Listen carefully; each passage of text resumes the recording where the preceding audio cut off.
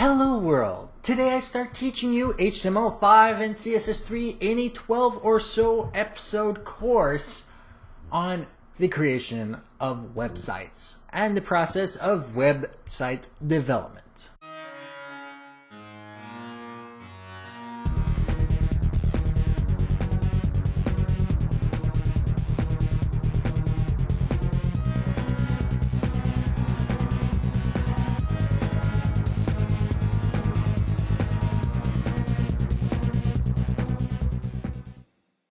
This is TQA Weekly. I'm your host, Steve Smith, aka Z-Axis, and today I'll be teaching you how to make your own personal website in a 12-step video course, which I'm going to be calling the Hard Coder Mini Series, which I will, at the very end, edit all together and make one longer, full-length video course, which will be downloadable by your friends, families, and co-workers in order for them to learn how to make their own personal websites using HTML5 and CSS3.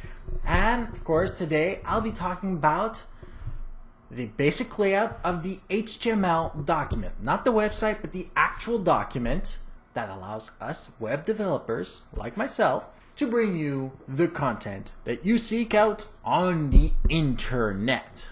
I'll explain in other website episodes, I make too many websites, how to use CSS to modify the position and looks of various objects within the page, as well as what the tags do, how to modify them to do specific tasks.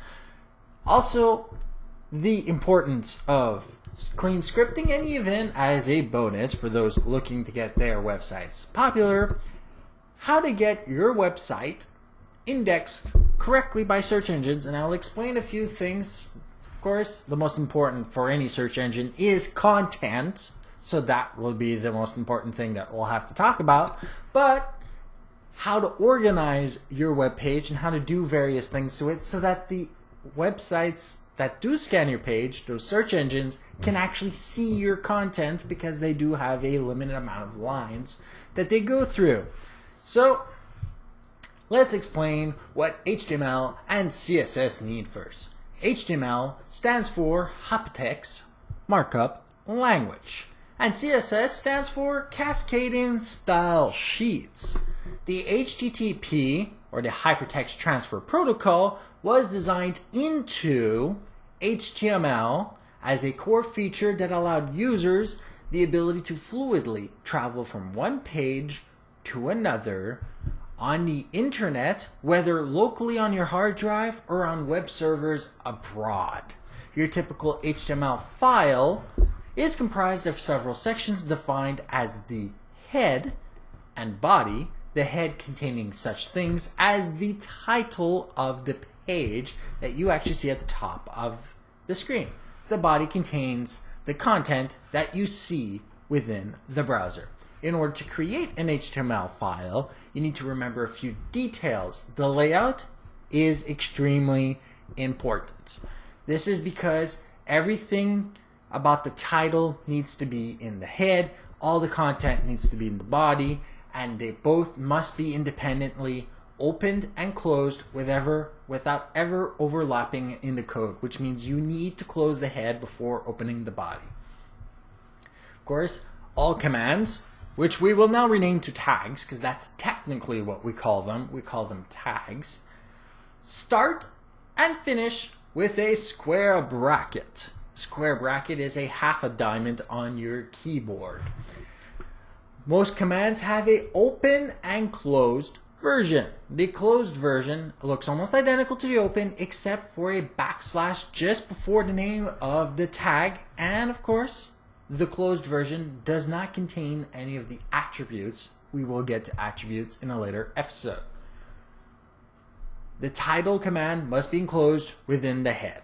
So I'm going to show you right now what the file looks like.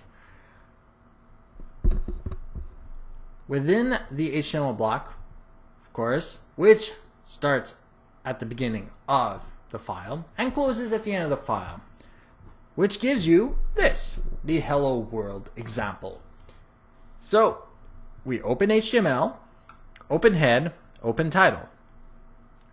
Put in the title, close head, open body tag, put the content in, close the body tag, close the HTML tag, save as, anything you want .html. This is basically your HTML file.